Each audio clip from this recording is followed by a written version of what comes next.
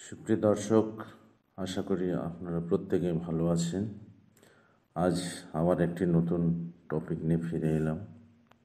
আজকের পর্বে আমরা জানব বিভিন্ন অসুখ প্রতিরোধে জলের ভূমিকা কতটা।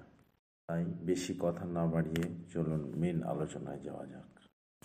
মানুষের দেহের প্রায় 60% জুড়েই রয়েছে জল। জীবিত মানুষের প্রতিটি কোষে জলের প্রয়োজন। এক্ষেত্রে জল শুধু অসুখ প্রতিরোধ করে না, জল দরকার জীবনকে ধরে রাখার জন্য। প্রথমে তো বেঁচে থাকা, তারপর আসবে রোগের কথা। তাই শরীরে জলের গুরুত্ব নিয়ে আর কথা বাড়িয়ে লাভ নেই, শুধু এটুকু বুঝে নিন, জল বিনা জীবন নেই। এবার মূল প্রশ্নে আসা যাক, অসুখ প্রতিরোধে জলের ভূমিকা কতটা? উত্তর হলো অনেকটা। তবে বিষয়টিকে এইভাবে না দেখে উল্টো করে দেখলে সুবিধা হবে। আমরা প্রথমে জেনে নেব পরিমিত জলপান করার অভাবে ঠিক কোন কোন অসুখকে ভোগার সম্ভাবনা বেড়ে যায়। প্রথমত, পরিমিত জলপান না করলে কিডনির ফ্লুইড সিস্টেমে গড়বড় দেখা দেয়।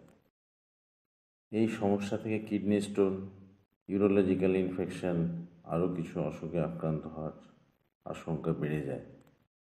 দ্বিতীয়ত, পরিমিত জলপান না করলে দেহে সোডিয়ামের মাত্রা বেড়ে যায়।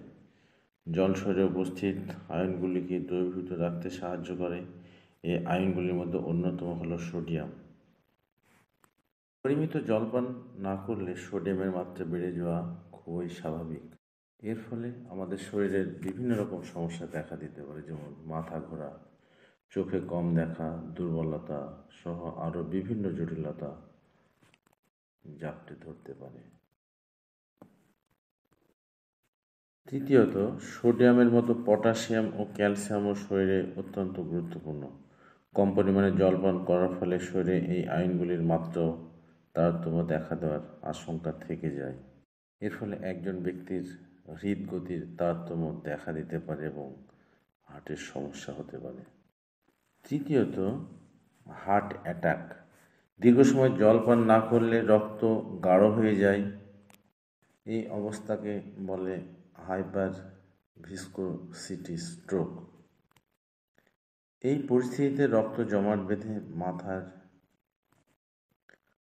থ্রম্বোটিক স্ট্রোক ও হার্ট অ্যাটাক হওয়ার আশঙ্কা কয়েক গুণ বেড়ে যায়। পঞ্চমত, পরিমিত জলপান না করলে আমাদের ইমিউনিটির উপর প্রভাব পড়ে।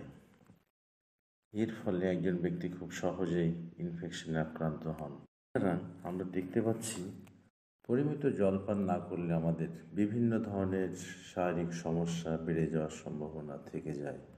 তাই আমাদের প্রত্যেকের পরিমিত জলপান করা অবশ্য প্রয়োজন। তাহলে অবশ্যই আমাদের দেহের প্রতিরোধ ক্ষমতা বাড়বে এবং আমাদের দেহ সুস্থ থাকবে। সুতরাং আজকের আলোচনা এখানে শেষ করছি, আর দীর্ঘায়িত করছি না। আপনারা ভালো থাকবেন।